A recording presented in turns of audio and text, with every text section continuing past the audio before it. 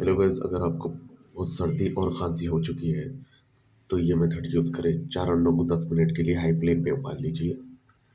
फिर 1 मिनट के लिए उन्हें उबालने के बाद 1 मिनट के लिए ठंडे पानी में छोड़ दें। फिर उन्हें निकाल कर छील दें। तो इस तरह सॉफ्ट सॉफ्ट अंडे आपको दिख रहे निकल जाएंगे।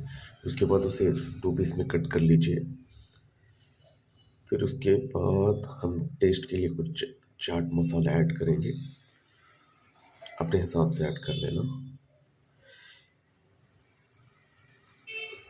फिर उसके बाद हम इसमें ब्लैक पेपर पाउडर मतलब काली मिर्ची का पाउडर ऐड करेंगे, क्योंकि काली मिर्ची क्या है, आपकी खांसी और सर्दी को ख़त्म कर देती है।